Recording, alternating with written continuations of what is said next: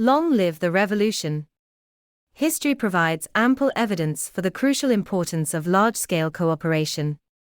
Victory almost invariably went to those who cooperated better, not only in struggles between Homo sapiens and other animals, but also in conflicts between different human groups. Thus Rome conquered Greece not because the Romans had larger brains or better tool-making techniques, but because they were able to cooperate more effectively. Throughout history, disciplined armies easily routed disorganized hordes, and unified elites dominated the disorderly masses. In 1914, for example, 3 million Russian noblemen, officials and business people lorded it over 180 million peasants and workers. The Russian elite knew how to cooperate in defense of its common interests, whereas the 180 million commoners were incapable of effective mobilization. Indeed, much of the elite's efforts focused on ensuring that the 180 million people at the bottom would never learn to cooperate. In order to mount a revolution, numbers are never enough. Revolutions are usually made by small networks of agitators rather than by the masses. If you want to launch a revolution, don't ask yourself, how many people support my ideas? Instead, ask yourself, how many of my supporters are capable of effective collaboration? The Russian Revolution finally erupted not when 180 million peasants rose against the Tsar, but rather when a handful of communists placed themselves at the right place at the right time. In 1917, at a time when the Russian upper and middle classes numbered at least 3 million people, the Communist Party had just 23,000 members. The Communists nevertheless gained control of the vast Russian Empire, because they organized themselves well. When authority in Russia slipped from the decrepit hands of the Tsar and the equally shaky hands of Kerensky's provisional government, the Communists seized it with alacrity, gripping the reins of power like a bulldog locking its jaws on a bone. The Communists didn't release their grip until the late 1980s. Effective organization kept them in power for 8 long decades, and they eventually fell due to defective organization. On the 21st of December, 1989, Nicolae Ceausescu, the communist dictator of Romania, organized a mass demonstration of support in the center of Bucharest. Over the previous months, the Soviet Union had withdrawn its support from the Eastern European communist regimes, the Berlin Wall had fallen, and revolutions had swept Poland, East Germany, Hungary, Bulgaria and Czechoslovakia. Ceausescu, who had ruled Romania since 1965, believed he could withstand the tsunami, even though riots against his rule had erupted in the Romanian city of Timisoara on the 17th of December. As one of his counter-measures, Ceausescu arranged a massive rally in Bucharest to prove to Romanians and the rest of the world that the majority of the populace still loved him, or at least feared him. The creaking party apparatus mobilized 80,000 people to fill the city's central square, and citizens throughout Romania were instructed to stop all their activities and tune in on their radios and televisions. To the cheering of the seemingly enthusiastic crowd, Ceausescu mounted the balcony overlooking the square, as he had done scores of times in previous decades. Flanked by his wife Elena, leading party officials and a bevy of bodyguards, Ceausescu began delivering one of his trademark dreary speeches. For 8 minutes he praised the glories of Romanian socialism, looking very pleased with himself as the crowd clapped mechanically. And then something went wrong. You can see it for yourself on YouTube. Just search for Ceausescu's last speech and watch history in action. The YouTube clip shows Ceausescu starting another long sentence, saying, "I want to thank the initiators and organizers of this great event in Bucharest, considering it as a," and then he falls silent, his eyes open wide, and he freezes in disbelief. He never finished the sentence. You can see in that split second how an entire world collapses. Somebody in the audience booed. People still argue today, who was the first person who dared to boo? And then another person booed, and another, and within a few seconds the masses began whistling, shouting abuse, and calling out "TMI Soara." TMI. Note: picture of the moment a world collapses. A stunned Ceausescu cannot believe his eyes and ears. All this happened live on Romanian television, as 3/4 of the populace sat glued to the screens, their hearts throbbing wildly. The notorious secret police, the Securitate, immediately ordered the broadcast to be stopped, but the television crews disobeyed. The cameraman pointed the camera towards the sky so that viewers couldn't see the panic among the party leaders on the balcony, but the soundman kept recording, and the technicians continued the transmission. The whole of Romania heard the crowd booing, while Ceausescu yelled, "Hello! Hello! Hello," as if the problem was with the microphone. His wife Elena began scolding the audience, "Be quiet. Be quiet," until Ceausescu turned and yelled at her, still live on television, "You be quiet." Ceausescu then appealed to the excited crowds in the square, imploring them, "Comrades. Comrades. Be quiet, comrades." But the comrades were unwilling to be quiet. Communist Romania crumbled when 80,000 people in the Bucharest Central Square realized they were much stronger than the old man in the fur hat on the balcony. What is truly astounding, however, is not the moment the system collapsed, but the fact that it managed to survive for decades. Why are revolutions so rare? Why do the masses sometimes clap and cheer for centuries on end, doing everything the man on the balcony commands them, even though they could in theory charge forward at any moment and tear him to pieces? Ceausescu and his cronies dominated 20 million Romanians for 4 decades, because they ensured 3 vital conditions. First, they placed loyal communist apparatchiks in control of all networks of cooperation, such as the army, trade unions and even sports associations. Second, they prevented the creation of any rival organizations, whether political, economic or social, which might serve as a basis for anti-communist cooperation. Third, they relied on the support of sister communist parties in the Soviet Union and Eastern Europe. Despite occasional tensions, these parties helped each other in times of need, or at least guaranteed that no outsider poked his nose into the socialist paradise. Under such conditions, despite all the hardship and suffering inflicted on them by the ruling elite, the 20 million Romanians were unable to organize any effective opposition. Ceausescu fell from power only once all 3 conditions no longer held. In the late 1980s, the Soviet Union withdrew its protection, and the communist regimes began falling like dominoes. By December 1989, Ceausescu could not expect any outside assistance. Just the opposite, revolutions in nearby countries gave heart to the local opposition. The Communist Party itself began splitting into rival camps. The moderates wished to rid themselves of Ceausescu and initiate reforms before it was too late. By organizing the Bucharest demonstration and broadcasting it live on television, Ceausescu himself provided the revolutionaries with the perfect opportunity to discover their power and rally against him. What quicker way to spread a revolution than by showing it on TV? Yet when power slipped from the hands of the clumsy organizer on the balcony, it did not pass to the masses in the square. Though numerous and enthusiastic, the crowds did not know how to organize themselves. Hence, just as in Russia in 1917, power passed to a small group of political players, whose only asset was good organization.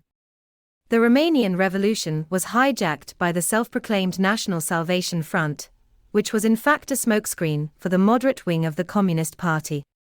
The front had no real ties to the demonstrating crowds. It was manned by mid-ranking party officials, and led by Ion Iliescu, a former member of the Communist Party's Central Committee, and one-time head of the propaganda department.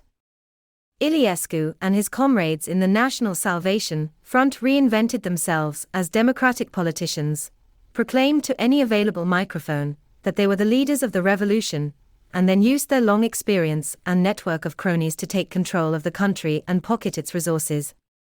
In communist Romania, almost everything was owned by the state. Democratic Romania quickly privatized its assets, selling them at bargain prices to the ex-communists, who alone grasped what was happening and collaborated to feather each other's nests. Government companies that controlled national infrastructure and natural resources were sold to former communist officials at end-of-season prices, while the party's foot soldiers bought houses and apartments for pennies. Ion Iliescu was elected president of Romania, while his colleagues became ministers, parliament members, bank directors, and multimillionaires. The new Romanian elite that controls the country to this day is composed mostly of former communists and their families. The masses who risked their necks in Timisoara and Bucharest settled for scraps, because they did not know how to cooperate and how to create an efficient organization to look after their own interests. A similar fate befell the Egyptian Revolution of 2011. What television did in 1989, Facebook and Twitter did in 2011. The new media helped the masses coordinate their activities, so that thousands of people flooded the streets and squares at the right moment and toppled the Mubarak regime. However, it is one thing to bring 100,000 people to Tahrir Square, and quite another to get a grip on the political machinery, shake the right hands in the right back rooms and run a country effectively. Consequently, when Mubarak stepped down, the demonstrators could not fill the vacuum. Egypt had only two institutions sufficiently organized to rule the country, the army and the Muslim Brotherhood. Hence the revolution was hijacked first by the Brotherhood, and eventually by the army. The Romanian ex-communists and the Egyptian generals were not more intelligent or nimble-fingered than either the old dictators or the demonstrators in Bucharest and Cairo. Their advantage lay in flexible cooperation. They cooperated better than the crowds, and they were willing to show far more flexibility than the hidebound Ceausescu and Mubarak. Beyond sex and violence. If sapiens rule the world because we alone can cooperate flexibly in large numbers, then this undermines our belief in the sacredness of human beings. We tend to think that we are special and deserve all kinds of privileges. As proof, we point to the amazing achievements of our species. We built the pyramids and the Great Wall of China. We deciphered the structure of atoms and DNA molecules. We reached the South Pole and the Moon. If these accomplishments resulted from some unique essence that each individual human has an immortal soul, say, then it would make sense to sanctify human life. Yet since these triumphs actually result from mass cooperation, it is far less clear why they should make us revere individual humans. A beehive has much greater power than an individual butterfly, yet that doesn't imply a bee is therefore more hallowed than a butterfly. The Romanian Communist Party successfully dominated the disorganized Romanian population. Does it follow that the life of a party member was more sacred than the life of an ordinary citizen? Humans know how to cooperate far more effectively than chimpanzees, which is why humans launch spaceships to the moon whereas chimpanzees throw stones at zoo visitors. Does it mean that humans are superior beings? Well, maybe. It depends on what enables humans to cooperate so well in the first place. Why are humans alone able to construct such large and sophisticated social systems? Social cooperation among most social mammals such as chimpanzees, wolves and dolphins relies on intimate acquaintance. Among common chimpanzees, individuals will go hunting together only after they have got to know each other well and established a social hierarchy. Hence chimpanzees spend a lot of time in social interactions and power struggles. When alien chimpanzees meet, they usually cannot cooperate, but instead scream at each other, fight or flee as quickly as possible. Among pygmy chimpanzees, also known as bonobos, things are a bit different. Bonobos often use sex in order to dispel tensions and cement social bonds. Not surprisingly, homosexual intercourse is consequently very common among them. When two alien groups of bonobos encounter one another, at first they display fear and hostility, and the jungle is filled with howls and screams. Soon enough, however, females from one group cross No Chimp's Land and invite the strangers to make love instead of war. The invitation is usually accepted, and within a few minutes the potential battlefield teams with bonobos having sex in almost every conceivable posture, including hanging upside down from trees. Sapiens know these cooperative tricks well. They sometimes form power hierarchies similar to those of common chimpanzees, whereas on other occasions they cement social bonds with sex, just like bonobos. Yet personal acquaintance, whether it involves fighting or copulating, cannot form the basis for large-scale cooperation. You cannot settle the Greek debt crisis by inviting Greek politicians and German bankers to either a fist fight or an orgy. Research indicates that sapiens just can't have intimate relations, whether hostile or amorous, with more than 150 individuals, whatever enables humans to organize mass cooperation networks. It isn't intimate relations. This is bad news for psychologists, sociologists, economists, and others who try to decipher human society through laboratory experiments.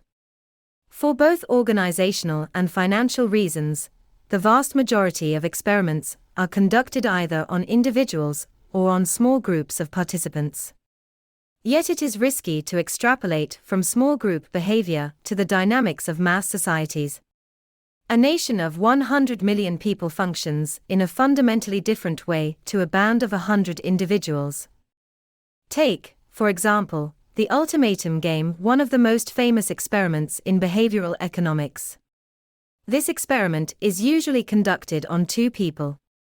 One of them gets $100, which he must divide between himself and the other participant in any way he wants. He may keep everything, split the money in half, or give most of it away. The other player can do one of two things: accept the suggested division, or reject it outright.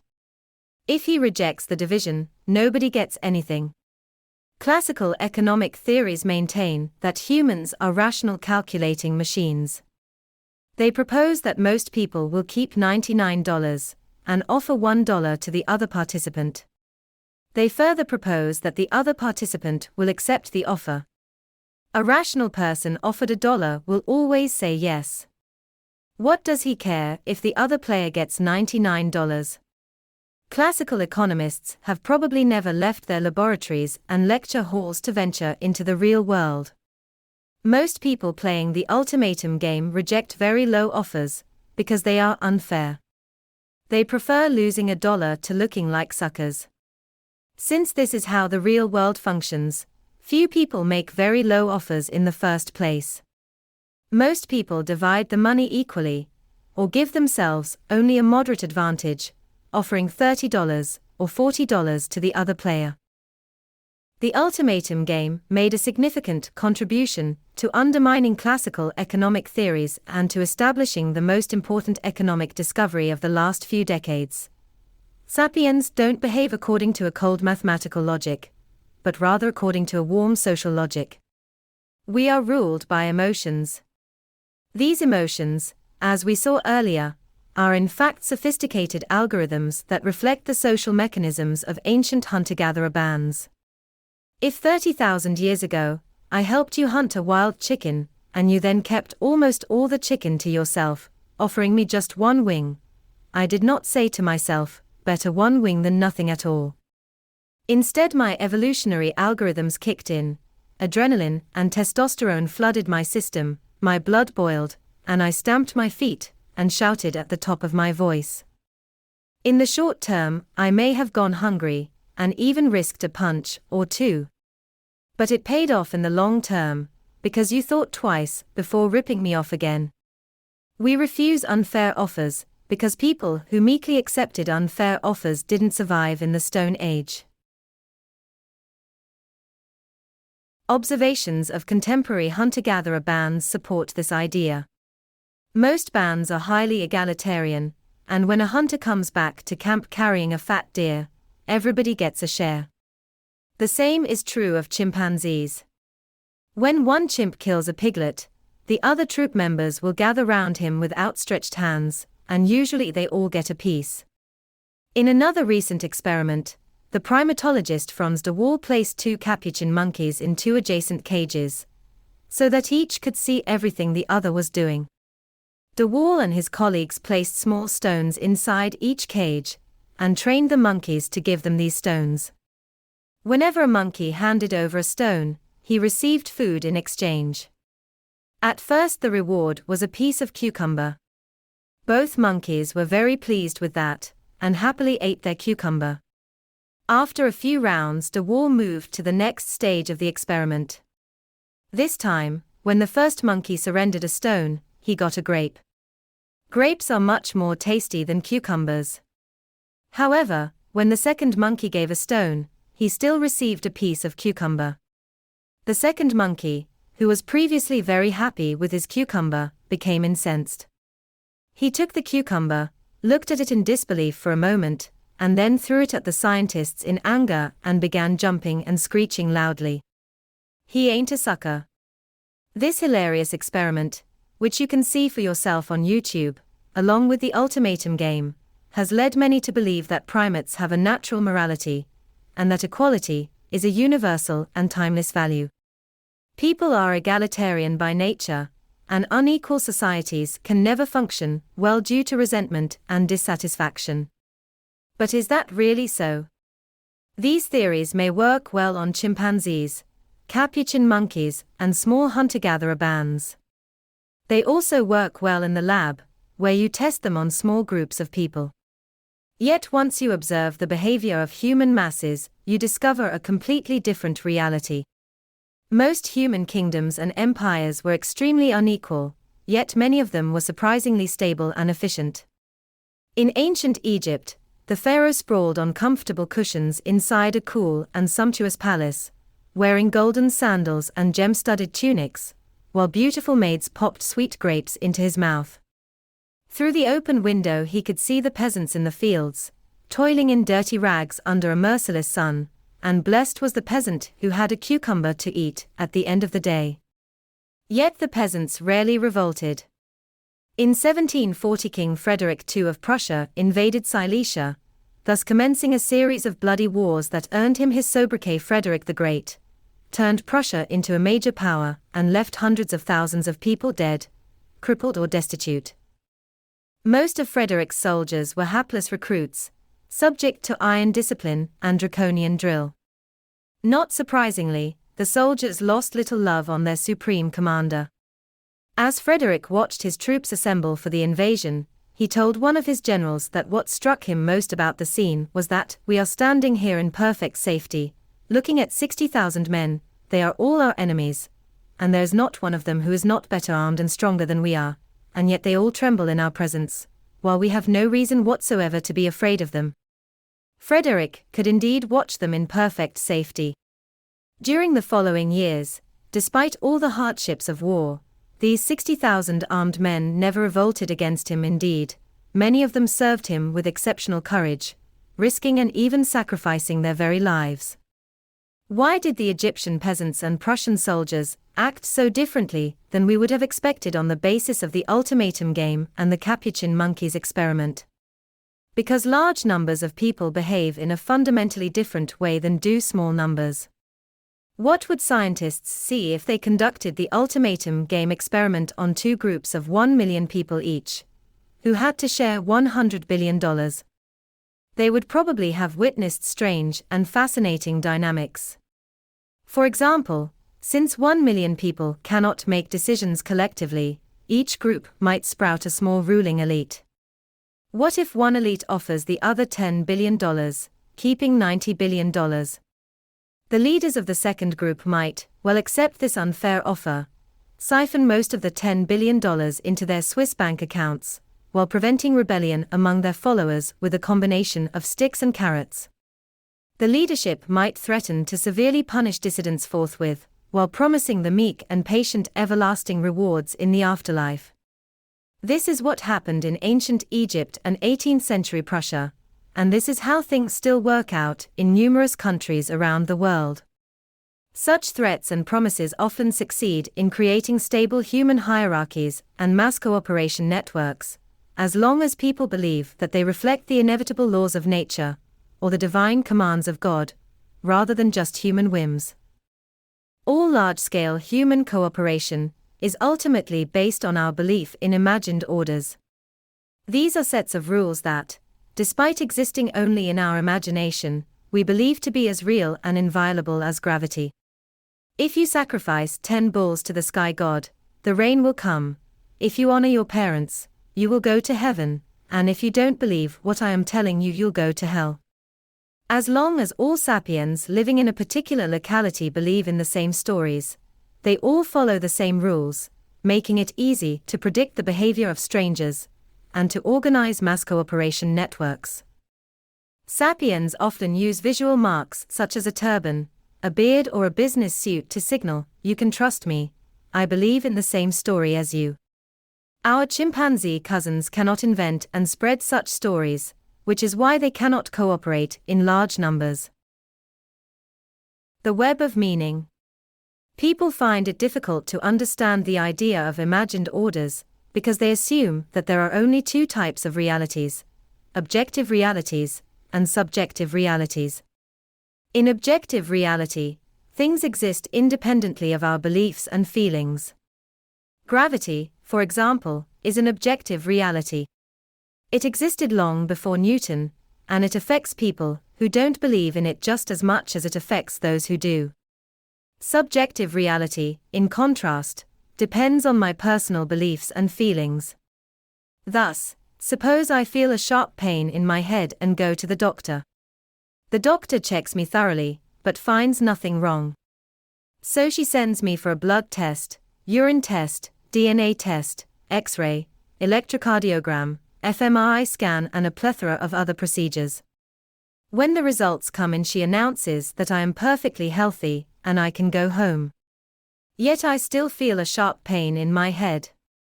Even though every objective test has found nothing wrong with me, and even though nobody except me feels the pain, for me the pain is 100% real.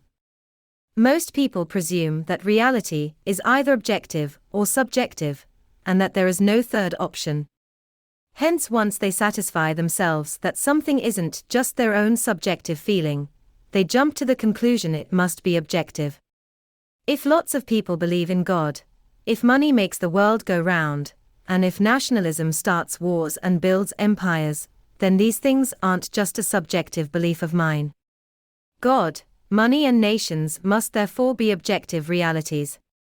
However, there is a third level of reality, the intersubjective level.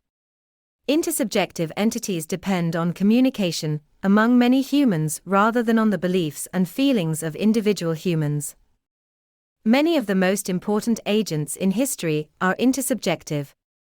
Money, for example, has no objective value. You cannot eat, drink, or wear a dollar bill. Yet as long as billions of people believe in its value, you can use it to buy food, beverages, and clothing. If the baker suddenly loses his faith in the dollar bill and refuses to give me a loaf of bread for this green piece of paper, it doesn't matter much. I can just go down a few blocks to the nearby supermarket. However, if the supermarket cashiers also refuse to accept this piece of paper, along with the hawkers in the market and the salespeople in the mall, then the dollar will lose its value. The green pieces of paper will go on existing, of course, but they will be worthless. Such things actually happen from time to time. On the 3rd of November, 1985, the Myanmar government unexpectedly announced that banknotes of 25, 50 and 100 kyats were no longer legal tender. People were given no opportunity to exchange the notes, and savings of a lifetime were instantaneously turned into heaps of worthless paper. To replace the defunct notes, the government introduced new 75 kyat bills, allegedly in honor of the 75th birthday of Myanmar's dictator, General Ne Win. In August 1986, banknotes of 15 kyats and 35 kyats were issued. Rumor had it that the dictator, who had a strong faith in numerology, believed that 15 and 35 are lucky numbers. They brought little luck to his subjects. On the 5th of September, 1987, the government suddenly decreed that all 35 and 75 notes were no longer money. The value of money is not the only thing that might evaporate once people stop believing in it. The same can happen to laws, gods, and even entire empires. One moment they are busy shaping the world, and the next moment they no longer exist. Zeus and Hera were once important powers in the Mediterranean basin, but today they lack any authority, because nobody believes in them. The Soviet Union could once destroy the entire human race, yet it ceased to exist at the stroke of a pen. At 2 p.m. on the 8th of December 1991, in a state dacha near Vyskyly, the leaders of Russia, Ukraine and Belarus signed the Belovezh Accords, which stated that we, the Republic of Belarus, the Russian Federation and Ukraine, as founding states of the USSR that signed the Union Treaty of 1922, hereby establish that the USSR, as a subject of international law and a geopolitical reality, ceases its existence. And that was that. No more Soviet Union. It is relatively easy to accept that money is an intersubjective reality. Most people are also happy to acknowledge that ancient Greek gods, evil empires, and the values of alien cultures exist only in the imagination. Yet we don't want to accept that our God, our nation, or our values are mere fictions, because these are the things that give meaning to our lives. We want to believe that our lives have some objective meaning, and that our sacrifices matter to something beyond the stories in our head. Yet in truth, the lives of most people have meaning only within the network of stories they tell one another. Note: picture of signing the Belovezh Accords. Pen touches paper and abracadabra. The Soviet Union disappears. Meaning is created when many people weave together a common network of stories. Why does a particular action, such as getting married in church, fasting on Ramadan, or voting on election day, seem meaningful to me? Because my parents also think it is meaningful, as do my brothers, my neighbors, people in nearby cities, and even the residents of far-off countries. And why do all these people think it is meaningful? Because their friends and neighbors also share the same view. People constantly reinforce each other's beliefs in a self-perpetuating loop. Each round of mutual confirmation tightens the web of meaning further, until you have little choice but to believe what everyone else believes. Yet over decades and centuries the web of meaning unravels and a new web is spun in its place. To study history means to watch the spinning and unraveling of these webs, and to realize that what seems to people in one age the most important thing in life becomes utterly meaningless to their descendants. In 1187 Saladin defeated the Crusader army at the Battle of Hattin and conquered Jerusalem. In response, the Pope launched the Third Crusade to recapture the Holy City. Imagine a young English nobleman named John, who left home to fight Saladin. John believed that his actions had an objective meaning. He believed that if he died on the crusade, after death his soul would ascend to heaven, where it would enjoy everlasting celestial joy. He would have been horrified to learn that the soul and heaven are just stories invented by humans. John wholeheartedly believed that if he reached the Holy Land, and if some Muslim warrior with a big mustache brought an axe down on his head, he would feel an unbearable pain, his ears would ring, his legs would crumble under him, his field of vision would turn black, and the very next moment he would see brilliant light all around him, he would hear angelic voices and melodious harps, and radiant winged cherubs would beckon him through a magnificent golden gate. John had a very strong faith in all this, because he was enmeshed within an extremely dense and powerful web of meaning. His earliest memories were of Grandpa Henry's rusty sword, hanging in the castle's main hall. Ever since he was a toddler, John had heard stories of Grandpa Henry, who died on the Second Crusade, and who is now resting with the angels in heaven, watching over John and his family.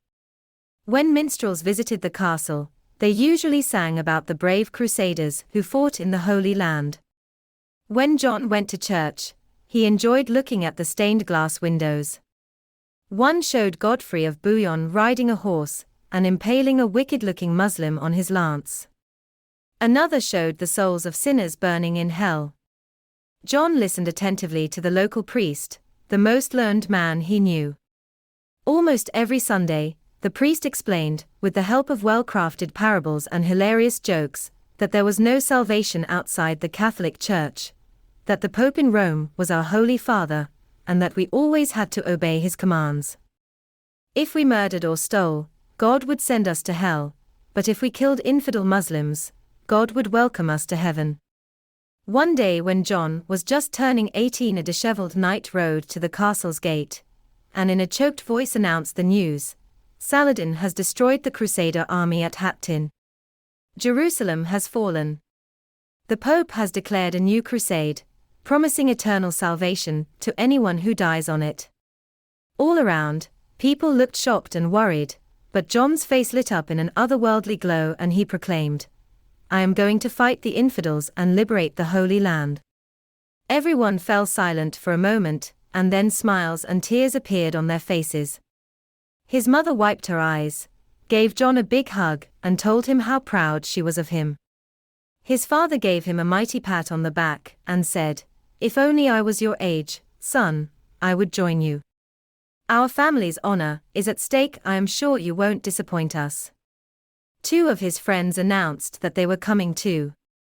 Even John's sworn rival, the Baron on the other side of the river, paid a visit to wish him Godspeed.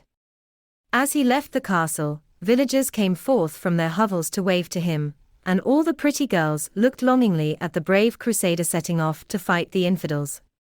When he set sail from England and made his way through strange and distant lands, Normandy, Provence, Sicily, he was joined by bands of foreign knights, all with the same destination and the same faith.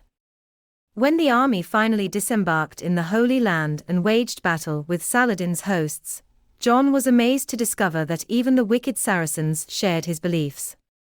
True, they were a bit confused, thinking that the Christians were the infidels and that the Muslims were obeying God's will. Yet they too accepted the basic principle that those fighting for God and Jerusalem will go straight to heaven when they die. In such a way, thread by thread, medieval civilization spun its web of meaning, trapping John and his contemporaries like flies.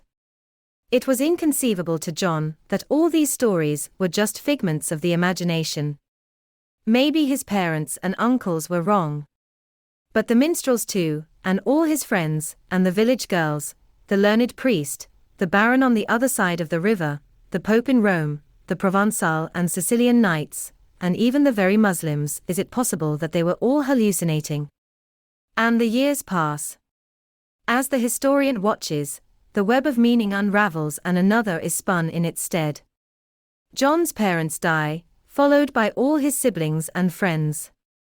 Instead of minstrels singing about the Crusades, the new fashion is stage plays about tragic love affairs. The family castle burns to the ground, and when it is rebuilt, no trace is found of Grandpa Henry's sword.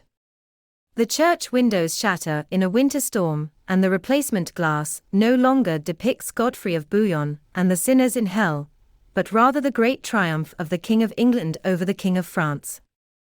The local priest has stopped calling the Pope our Holy Father, he is now referred to as that devil in Rome.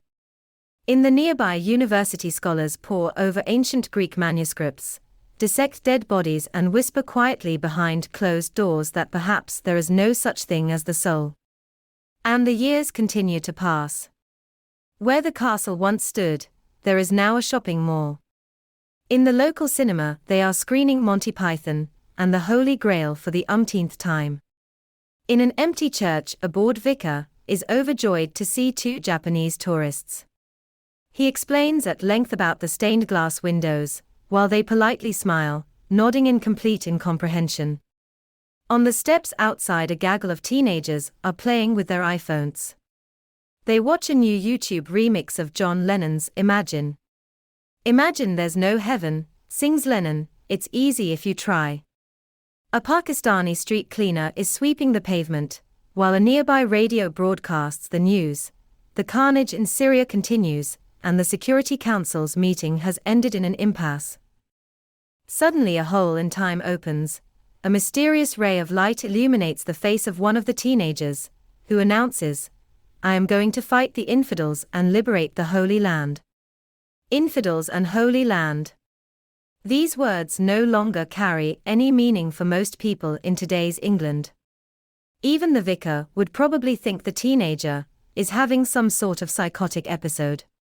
In contrast, if an English youth decided to join Amnesty International and travel to Syria to protect the human rights of refugees, he will be seen as a hero. In the Middle Ages, people would have thought he had gone bonkers. Nobody in 12th century England knew what human rights were. You want to travel to the Middle East and risk your life not in order to kill Muslims, but to protect one group of Muslims from another. You must be out of your mind. That's how history unfolds. People weave a web of meaning, believe in it with all their heart, but sooner or later the web unravels, and when we look back, we cannot understand how anybody could have taken it seriously. With hindsight, going on crusade in the hope of reaching paradise sounds like utter madness. With hindsight, the Cold War seems even madder. How come 30 years ago people were willing to risk nuclear holocaust because of their belief in a communist paradise? 100 years hence, our belief in democracy and human rights might look equally incomprehensible to our descendants. Dream time. Sapiens rule the world because only they can weave an intersubjective web of meaning, a web of laws, forces, entities and places that exist purely in their common imagination. This web allows humans alone to organize crusades, socialist revolutions and human rights movements. Other animals may also imagine various things. A cat waiting to ambush a mouse might not see the mouse, but may well imagine the shape and even taste of the mouse. Yet to the best of our knowledge, cats are able to imagine only things that actually exist in the world, like mice. They cannot imagine things that they have never seen or smelled or tasted, such as the US dollar, Google Corporation, or the European Union. Only sapiens can imagine such chimeras. Consequently, whereas cats and other animals are confined to the objective realm and use their communication systems merely to describe reality, sapiens use language to create completely new realities. During the last 70,000 years, the intersubjective realities that sapiens invented became ever more powerful, so that today they dominate the world. Will the chimpanzees, the elephants, the Amazon rainforests and the Arctic glacier survive the 21st century? This depends on the wishes and decisions of intersubjective entities such as the European Union and the World Bank, entities that exist only in our shared imagination.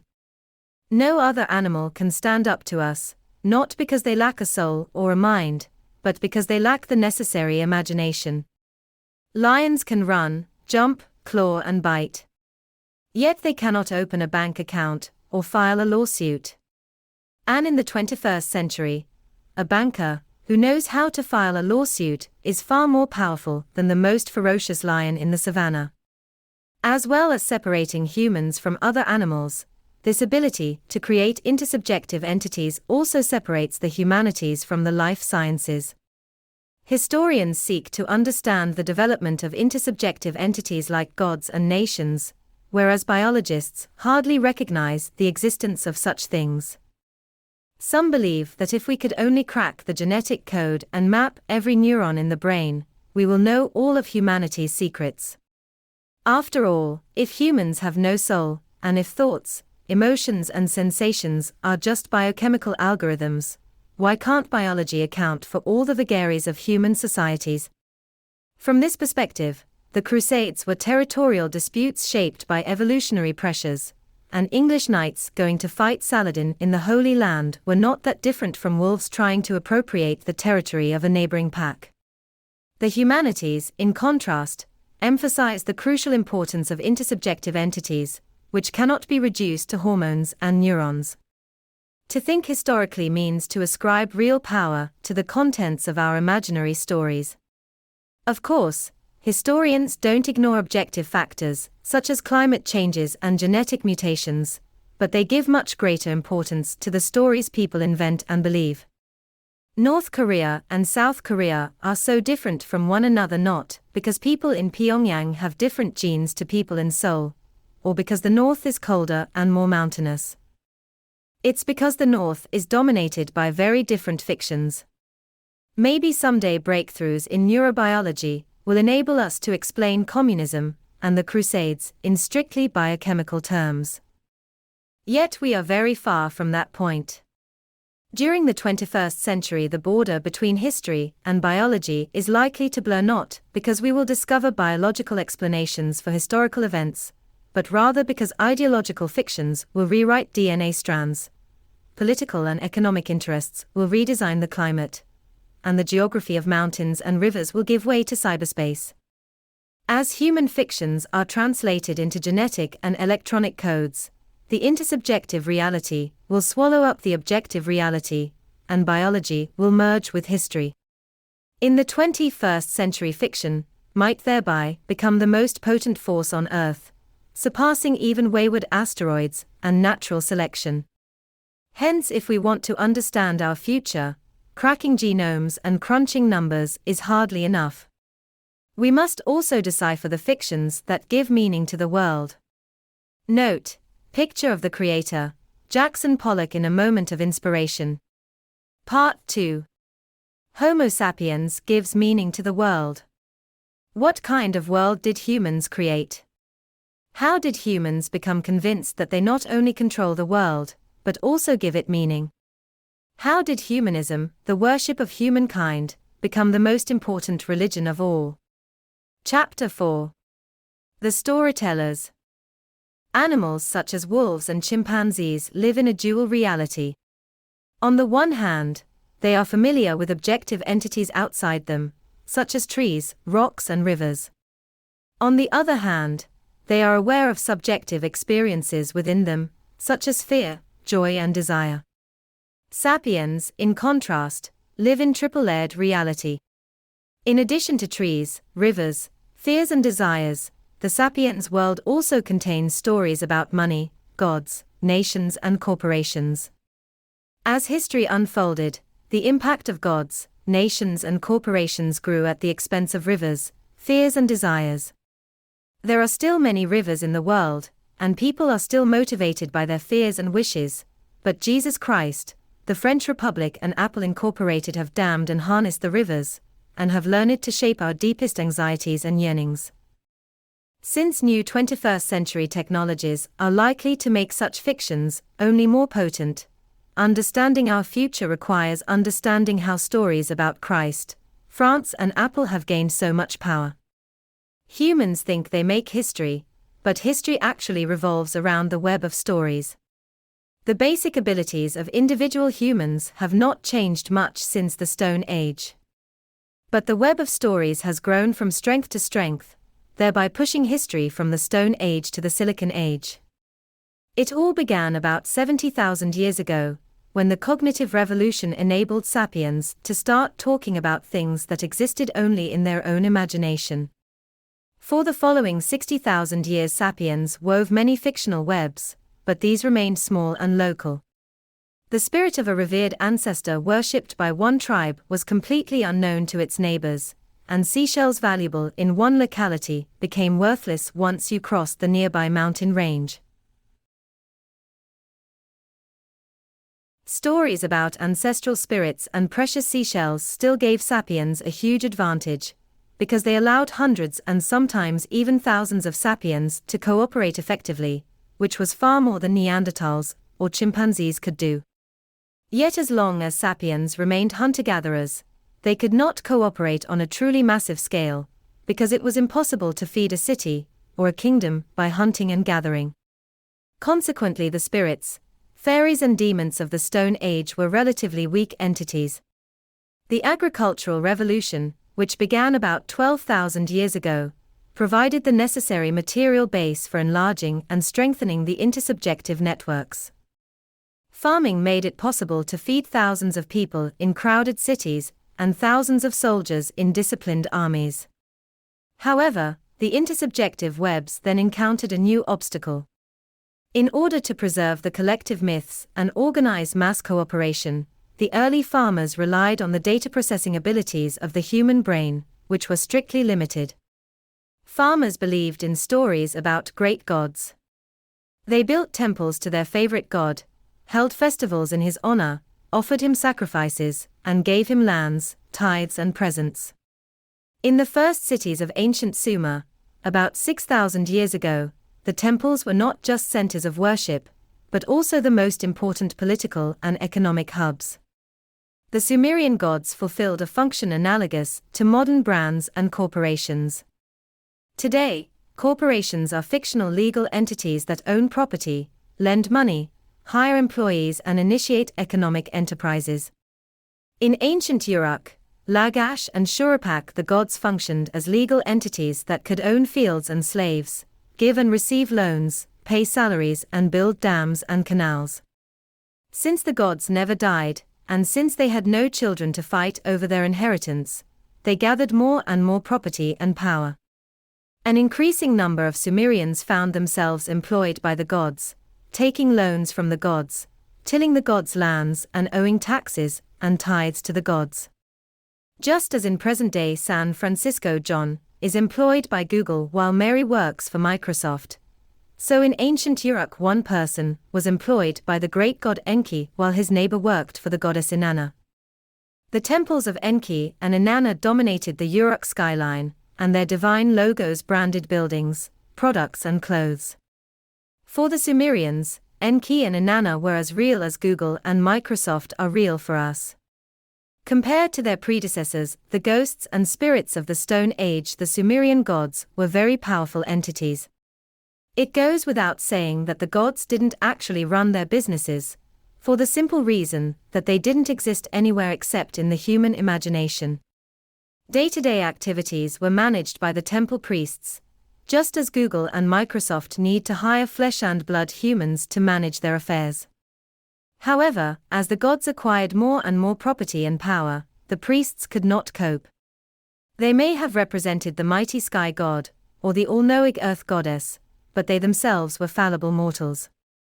They had difficulty remembering all the lands belonging to the goddess Inanna, which of Inanna's employees had received their salary already, which of the goddess's tenants had failed to pay rent, and what interest rate the goddess charged her debtors. This was one of the main reasons why in Sumer, like everywhere else around the world, human cooperation networks could not grow much even thousands of years after the agricultural revolution.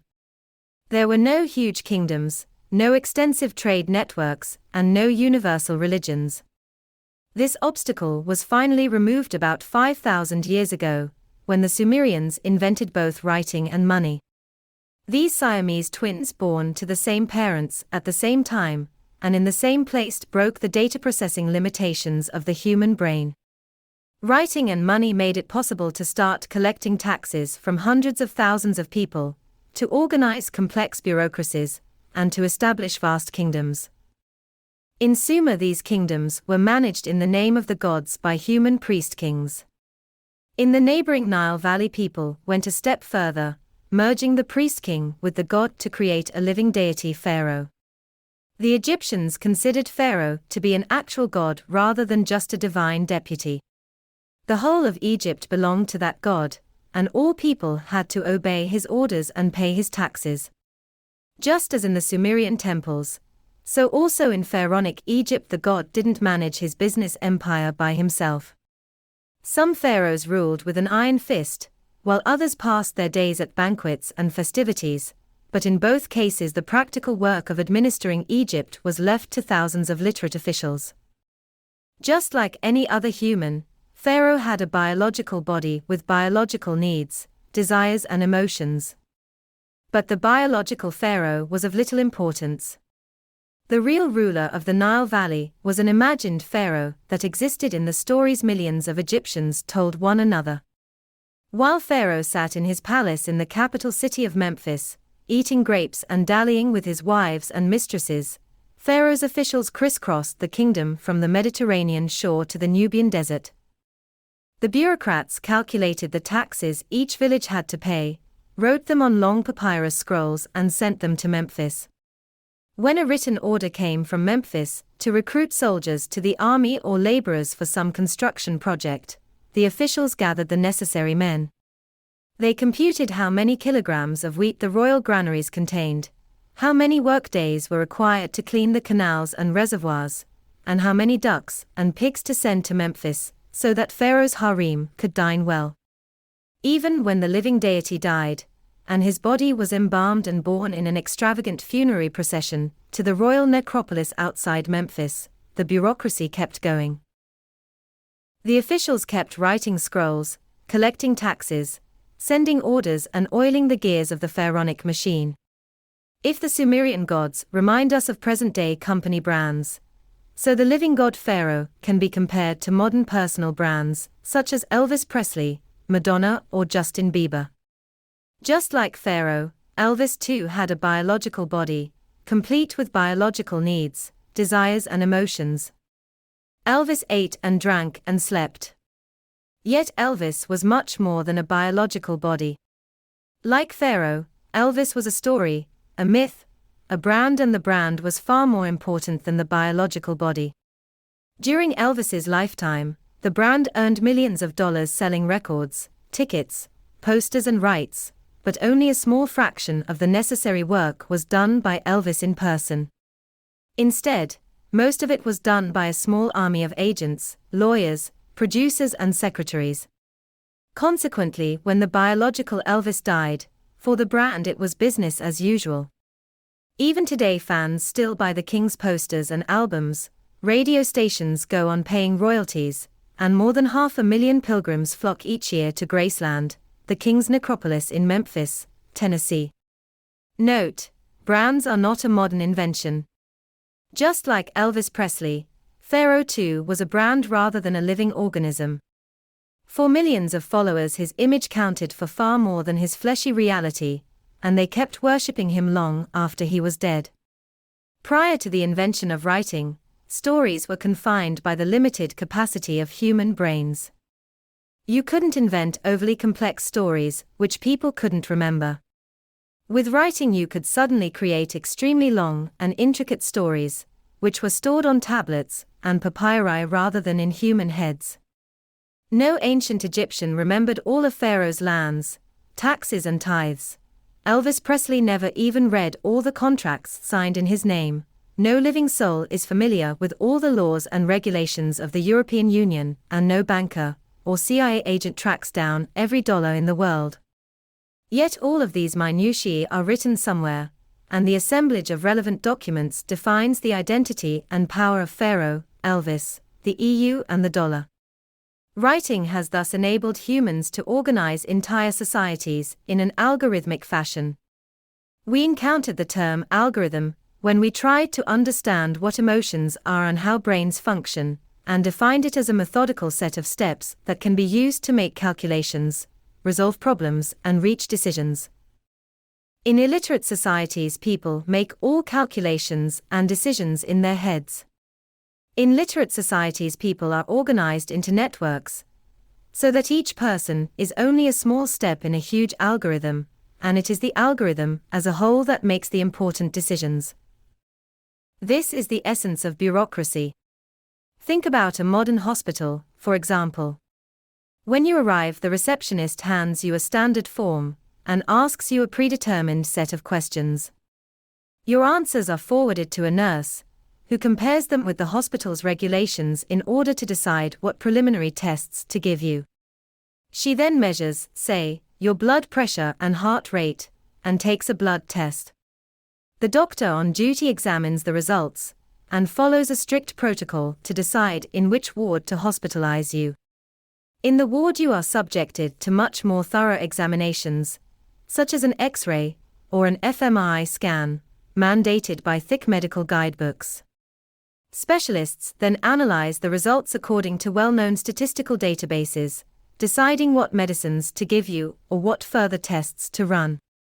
This algorithmic structure ensures that it doesn't really matter who is the receptionist, nurse, or doctor on duty. Their personality type, their political opinions, and their momentary moods are irrelevant. As long as they all follow the regulations and protocols, they have a good chance of curing you. According to the algorithmic ideal, your fate is in the hands of the system, and not in the hands of the flesh and blood mortals who happen to man this or that post. What's true of hospitals is also true of armies, prisons, schools, corporations, and ancient kingdoms. Of course, ancient Egypt was far less technologically sophisticated than a modern hospital, but the algorithmic principle was the same. In ancient Egypt too, most decisions were made not by a single wise person, but by a network of officials linked together through papyri and stone inscriptions. Acting in the name of the living god Pharaoh, the network restructured human society and reshaped the natural world. For example, Pharaoh Senusret III and his son Amenemhat III, who ruled Egypt from 1878 BC to 1814 BC, dug a huge canal linking the Nile to the swamps of the Fayum Valley. An intricate system of dams, reservoirs and subsidiary canals diverted some of the Nile waters to Fayum, creating an immense artificial lake holding 50 billion cubic meters of water. By comparison, Lake Mead, the largest man-made reservoir in the United States, formed by the Hoover Dam, holds at most 35 billion cubic meters of water. The Fayum engineering project gave Pharaoh the power to regulate the Nile, prevent destructive floods, and provide precious water relief in times of drought. In addition, it turned the Fayum Valley from a crocodile-infested swamp surrounded by barren desert into Egypt's granary. A new city called Shedit was built on the shore of the new artificial lake. The Greeks called it Crocodilopolis, the city of crocodiles. It was dominated by the temple of the crocodile god Sobek, who was identified with Pharaoh. Contemporary statues sometimes show Pharaoh sporting a crocodile head. The temple housed a sacred crocodile called Petsuchos, who was considered the living incarnation of Sobek. Just like the living god Pharaoh, the living god Petsuchos was lovingly groomed by the attending priests, who provided the lucky reptile with lavish food and even toys, and dressed him up in gold cloaks and gem-encrusted crowns. After all, Petsuchos was the priest's brand, and their authority and livelihood depended on him. When Petsuchos died, a new crocodile was immediately elected to fill his sandals, while the dead reptile was carefully embalmed and mummified. In the days of Senusret III and Amenemhat III, the Egyptians had neither bulldozers nor dynamite. They didn't even have iron tools, work horses or wheels. The wheel did not enter common usage in Egypt until about 1500 BC. Bronze tools were considered cutting-edge technology, but they were so expensive and rare that most of the building work was done only with tools made of stone and wood, operated by human muscle power. Many people argue that the great building projects of ancient Egypt, all the dams and reservoirs and pyramids, must have been built by aliens from outer space. How else could a culture lacking even wheels and iron accomplish such wonders? The truth is very different. Egyptians built Lake Fayum and the pyramids not thanks to extraterrestrial help, but thanks to superb organizational skills. Relying on thousands of literate bureaucrats, Pharaoh recruited tens of thousands of laborers and enough food to maintain them for years on end. When tens of thousands of laborers cooperate for several decades, they can build an artificial lake, or a pyramid even with stone tools. Pharaoh himself hardly lifted a finger, of course. He didn't collect taxes himself, he didn't draw any architectural plans, and he certainly never picked up a shovel. But the Egyptians believed that only prayers to the living god Pharaoh, and to his heavenly patron Sobek, could save the Nile Valley from devastating floods and droughts. They were right. Pharaoh and Sobek were imaginary entities that did nothing to raise or lower the Nile water level, but when millions of people believed in Pharaoh and Sobek and therefore cooperated to build dams and dig canals, floods and droughts became rare.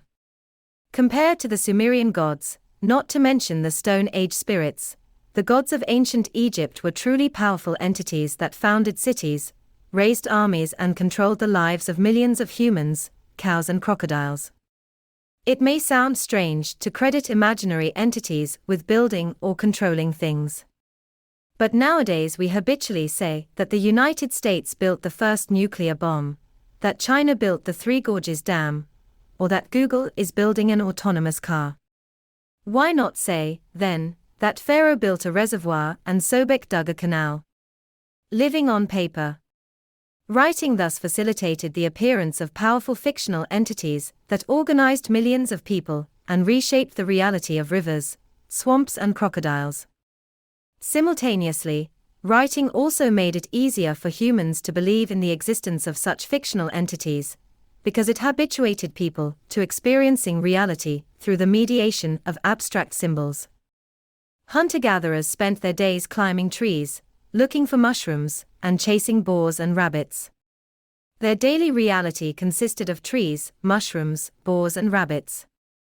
Peasants worked all day in the fields, plowing, harvesting, grinding corn, and taking care of farmyard animals. Their daily reality was the feeling of muddy earth under bare feet, the smell of oxen pulling the plow, and the taste of warm bread fresh from the oven. In contrast, scribes in ancient Egypt devoted most of their time to reading, writing, and calculating. Their daily reality consisted of ink marks on papyrus scrolls, which determined who owned which field, how much an ox cost, and what yearly taxes peasants had to pay. A scribe could decide the fate of an entire village with a stroke of his stylus. The vast majority of people remained illiterate until the modern age. But the all-important administrators increasingly saw reality through the medium of written texts. For this literate elite, whether in ancient Egypt or in 20th century Europe, anything written on a piece of paper was at least as real as trees, oxen, and human beings. When the Nazis overran France in the spring of 1940, much of its Jewish population tried to escape the country. In order to cross the border south, they needed visas to Spain and Portugal, and tens of thousands of Jews, along with many other refugees, besieged the Portuguese consulate in Bordeaux in a desperate attempt to get the life-saving piece of paper. The Portuguese government forbade its consuls in France to issue visas without prior approval from the Foreign Ministry, but the consul in Bordeaux, Aristides de Sousa Mendes, decided to disregard the order, throwing to the wind a 30-year diplomatic career. As Nazi tanks were closing in on Bordeaux, Sousa Mendes and his team worked around the clock for 10 days and nights, barely stopping to sleep, just issuing visas and stamping pieces of paper. Sousa Mendes issued thousands of visas before collapsing from exhaustion. The Portuguese government, which had little desire to accept any of these refugees, sent agents to escort the disobedient consul back home, and fired him from the Foreign Office. Yet officials who cared little for the plight of human beings nevertheless had deep respect for documents, and the visas Sousa Mendes issued against orders were respected by French, Spanish, and Portuguese bureaucrats alike, spiriting up to 30,000 people out of the Nazi death trap. Sousa Mendes, armed with little more than a rubber stamp, was responsible for the largest rescue operation by a single individual during the Holocaust. Note: picture of Aristides de Sousa Mendes, the angel with the rubber stamp. The sanctity of written records often had far less positive effects. From 1958 to 1961, Communist China undertook the Great Leap Forward, when Mao Zedong wished to rapidly turn China into a superpower. Mao ordered the doubling and tripling of agricultural production, using the surplus produced to finance ambitious industrial and military projects. Mao's impossible demands made their way down the bureaucratic ladder, from the government offices in Beijing, through provincial administrators, all the way to the village headman. The local officials, afraid of voicing any criticism and wishing to curry favor with their superiors, concocted imaginary reports of dramatic increases in agricultural output. As the fabricated numbers made their way up the bureaucratic hierarchy, each official only exaggerated them further, adding a zero here or there with a stroke of a pen. Note: picture of one of the thousands of life-saving visas signed by Sousa Mendes in June 1940, visa number 1902 for Lazar Sensor and family, dated the 17th of June 1940. Consequently, in 1958 the Chinese government was told that annual grain production was 50% more than it actually was. Believing the reports, the government sold millions of tons of rice to foreign countries in exchange for weapons and heavy machinery, assuming that enough was left to feed the Chinese population. The result was the worst famine in history, and the death of tens of millions of Chinese. Meanwhile, enthusiastic reports of China's farming miracle reached audiences throughout the world. Julius Nyerere, the idealistic president of Tanzania, was deeply impressed by the Chinese success. In order to modernize Tanzanian agriculture, Nyerere resolved to establish collective farms on the Chinese model. When peasants objected to the command, Nyerere sent the army and police to destroy traditional villages and forcefully move hundreds of thousands of peasants onto the new collective farms. Government propaganda depicted the farms as miniature paradises, but many of them existed only in government documents. The protocols and reports written in the capital Dar es Salaam said that on such and such a date the inhabitants of such and such village were relocated to such and such farm. In reality, when the villagers reached their destination, they found absolutely nothing there. No houses, no fields, no tools. The officials reported great successes to themselves and to President Nyerere. In fact, within less than 10 years Tanzania was transformed from Africa's biggest food exporter into a net food importer that could not feed itself without external assistance. In 1979, 90% of Tanzanian farmers lived in collective farms, but they generated only 5% of the country's agricultural output. Though the history of writing is full of similar mishaps, in most cases writing did enable officials to organize the state much more efficiently than before. Indeed, even the disaster of the Great Leap Forward didn't topple the Chinese Communist Party from power. The catastrophe was caused by the ability to impose written fantasies on reality, but exactly the same ability allowed the party to paint a rosy picture of its successes and hold on to power tenaciously. Written language may have been conceived as a modest way of describing reality, but it gradually became a powerful way to reshape reality.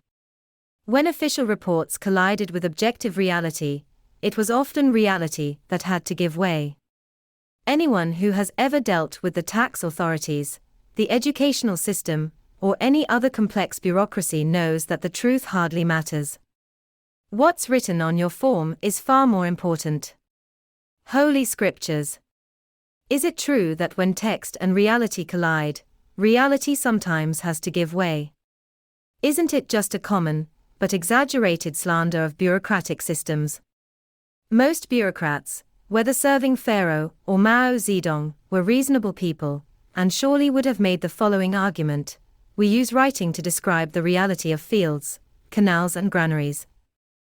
If the description is accurate, we make realistic decisions. If the description is inaccurate, it causes famines and even rebellions. Then we, or the administrators of some future regime, learn from the mistake and strive to produce more truthful descriptions. So over time, our documents are bound to become ever more precise. That's true to some extent, but it ignores an opposite historical dynamic. As bureaucracies accumulate power, they become immune to their own mistakes. Instead of changing their stories to fit reality, they can change reality to fit their stories. In the end, external reality matches their bureaucratic fantasies, but only because they forced reality to do so. For example, the borders of many African countries disregard river lines, mountain ranges and trade routes, split historical and economic zones unnecessarily, and ignore local ethnic and religious identities. The same tribe may find itself riven between several countries, whereas one country may incorporate splinters of numerous rival clans. Such problems bedevil countries all over the world, but in Africa they are particularly acute, because modern African borders don't reflect the wishes and struggles of local nations. They were drawn by European bureaucrats, who never set foot in Africa. In the late 19th century, several European powers laid claim to African territories. Fearing that conflicting claims might lead to an all-out European war, the concerned parties got together in Berlin in 1884, and divided Africa, as if it were a pie. Back then, much of the African interior was terra incognita to Europeans. The British, French and Germans had accurate maps of Africa's coastal regions, and knew precisely where the Niger, the Congo and the Zambezi empty into the ocean.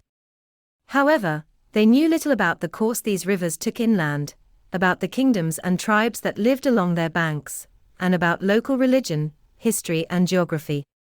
This hardly mattered to the European diplomats. They took out an empty map of Africa, spread it over a well-polished Berlin table, sketched lines here and there, and divided the continent between them. When the Europeans penetrated the African interior, armed with the agreed-upon map, they discovered that many of the borders drawn in Berlin hardly did justice to the geographic, economic and ethnic reality of Africa. However, to avoid renewed clashes, the invaders stuck to their agreements, and these imaginary lines became the actual borders of European colonies. During the second half of the 20th century, as the European empires disintegrated and the colonies gained their independence, the new countries accepted the colonial borders, fearing that the alternative would be endless wars and conflicts. Many of the difficulties faced by present-day African countries stem from the fact that their borders make little sense. When the written fantasies of European bureaucracies encountered the African reality, reality was forced to surrender. The modern educational system provides numerous other examples of reality bowing down to written records. When measuring the width of my desk, the yardstick I am using matters little. My desk remains the same width regardless of whether I say it is 200 centimeters or 78.74 inches. However, when bureaucracies measure people, the yardsticks they choose make all the difference. When schools began assessing people according to precise marks, the lives of millions of students and teachers changed dramatically.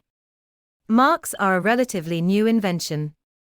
Hunter-gatherers were never marked for their achievements, and even thousands of years after the agricultural revolution, few educational establishments used precise marks. A medieval apprentice cobbler did not receive at the end of the year a piece of paper saying he has got an A on shoelaces, but a C- on buckles. An undergraduate in Shakespeare's day left Oxford with one of only two possible results, with a degree, or without one. Nobody thought of giving one student a final mark of 74 and another student 88. Note: a European map of Africa from the mid-19th century. The Europeans knew very little about the African interior, which did not prevent them from dividing the continent and drawing its borders. Only the mass educational systems of the industrial age began using precise marks on a regular basis. Since both factories and government ministries became accustomed to thinking in the language of numbers, schools followed suit. They started to gauge the worth of each student according to his or her average mark, whereas the worth of each teacher and principal was judged according to the school's overall average. Once bureaucrats adopted this yardstick, reality was transformed. Originally, schools were supposed to focus on enlightening and educating students, and marks were merely a means of measuring success. But naturally enough, schools soon began focusing on getting high marks.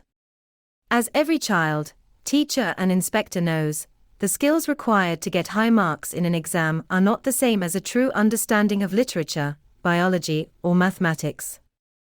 Every child, teacher and inspector also knows that when forced to choose between the two, most schools will go for the marks.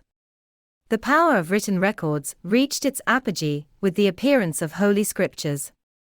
Priests and scribes in ancient civilizations got used to seeing documents as guidebooks for reality. At first, the texts told them about the reality of taxes, fields and granaries. But as the bureaucracy gained power, so the texts gained authority. Priests wrote down not just the gods' property list, but also the gods' deeds, commandments and secrets. The resulting scriptures purported to describe reality in its entirety, and generations of scholars became accustomed to looking for all the answers in the pages of the Bible, the Quran, or the Vedas. In theory, if some holy book misrepresented reality, its disciples would sooner or later find it out, and the text would lose its authority. Abraham Lincoln said you cannot deceive everybody all the time. Well, that's wishful thinking. In practice, the power of human cooperation networks rests on a delicate balance between truth and fiction. If you distort reality too much, it will weaken you, and you will not be able to compete against more clear-sighted rivals.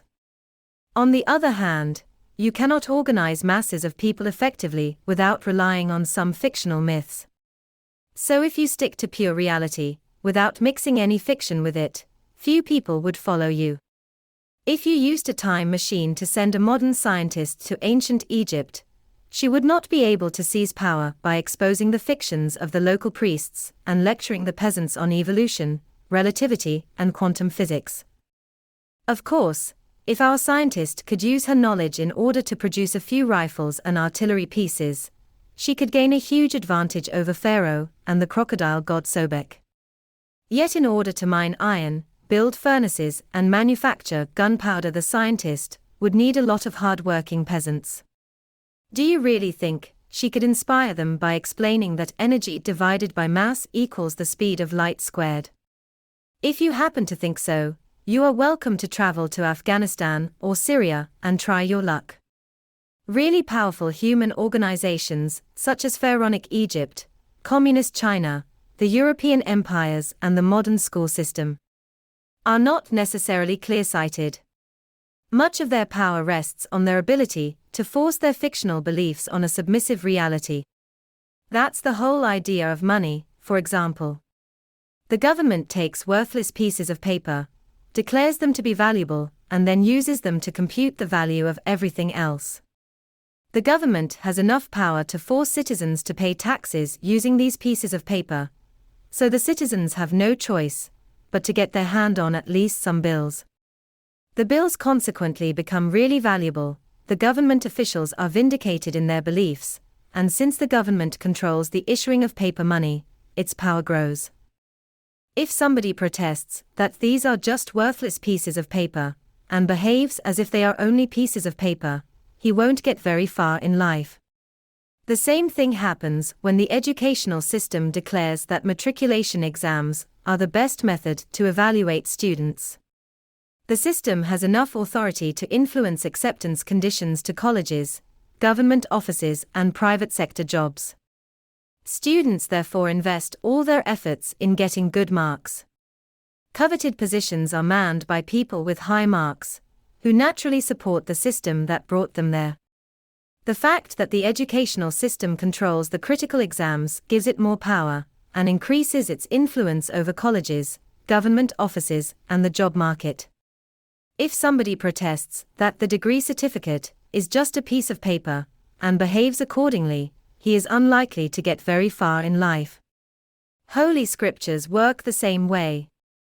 The religious establishment proclaims that the Holy Book contains the answers to all our questions. It simultaneously forces courts, governments, and businesses to behave according to what the Holy Book says. When a wise person reads Scriptures and then looks at the world, he sees that there is indeed a good match. Scriptures say that you must pay tithes to God, and look, everybody pays. Scriptures say that women are inferior to men, and cannot serve as judges, or even give testimony in court, and look, there are indeed no women judges, and the courts reject their testimony. Scriptures say that whoever studies the Word of God will succeed in life, and look, all the good jobs are indeed held by people who know the Holy Book by heart. Such a wise person will naturally begin to study the Holy Book, and because he is wise, he will become a scriptural pundit. He will consequently be appointed a judge. When he becomes a judge, he will not allow women to bear witness in court, and when he chooses his successor, he will obviously pick somebody who knows the Holy Book well. If someone protests that this book is just paper, and behaves accordingly, such a heretic will not get very far in life.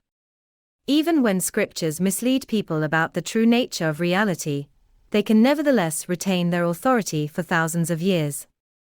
For instance, the biblical perception of history is fundamentally flawed, yet it managed to spread throughout the world, and billions still believe in it. The Bible peddled a monotheistic theory of history, which says that the world is governed by a single all-powerful deity, who cares above all else about me and my doings. If something good happens, it must be a reward for my good deeds. Any catastrophe must surely be punishment for my sins. Thus the ancient Jews believed that if they suffered from drought, or if King Nebuchadnezzar of Babylonia invaded Judea and exiled its people, surely these were divine punishments for their own sins. And if King Cyrus of Persia defeated the Babylonians and allowed the Jewish exiles to return home and rebuild Jerusalem, God in His mercy must have heard their remorseful prayers. The Bible doesn't recognize the possibility that perhaps the drought resulted from a volcanic eruption in the Philippines, that Nebuchadnezzar invaded in pursuit of Babylonian commercial interests, and that King Cyrus had his own political reasons to favor the Jews. The Bible accordingly shows no interest whatsoever in understanding the global ecology, the Babylonian economy, or the Persian political system. Such self-absorption characterizes all humans in their childhood. Children of all religions and cultures think they are the center of the world, and therefore show little genuine interest in the conditions and feelings of other people. That's why divorce is so traumatic for children. A 5-year-old cannot understand that something important is happening for reasons unrelated to him. No matter how many times you tell him that Mummy and Daddy are independent people with their own problems and wishes, and that they didn't divorce because of him, the child cannot absorb that. He is convinced that everything happens because of him. Most people grow out of this infantile delusion. Monotheists hold on to it till the day they die. Like a child thinking that his parents are fighting because of him, the monotheist is convinced that the Persians are fighting the Babylonians because of him. Already in biblical times, some cultures had a far more accurate perception of history. Animist and polytheist religions depicted the world as the playground of numerous different powers rather than a single god. It was consequently easy for animists and polytheists to accept that many events are unrelated to me or to my favorite deity, and they are neither punishments for my sins nor rewards for my good deeds. Greek historians such as Herodotus and Thucydides, and Chinese historians such as Sima Qian, developed sophisticated theories of history, which are very similar to our own modern views. They explained that wars and revolutions break out due to a plethora of political, social and economic factors. People may fall victim to a war for no fault of their own. Accordingly, Herodotus showed keen interest in understanding Persian politics, while Sima Qian was very concerned about the culture and religion of barbarous steppe people. Present-day scholars agree with Herodotus and Sima Qian rather than with the Bible. That's why all modern states invest so much effort in collecting information about other countries and in analyzing global ecological, political and economic trends. When the U.S. economy falters, even evangelical Republicans sometimes point an accusing finger at China rather than at their own sins.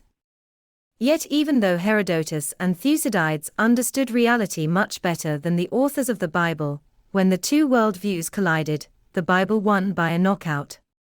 The Greeks adopted the Jewish view of history, rather than vice versa. 1,000 years after Thucydides, the Greeks became convinced that if some barbarian horde invaded, surely it was divine punishment for their sins.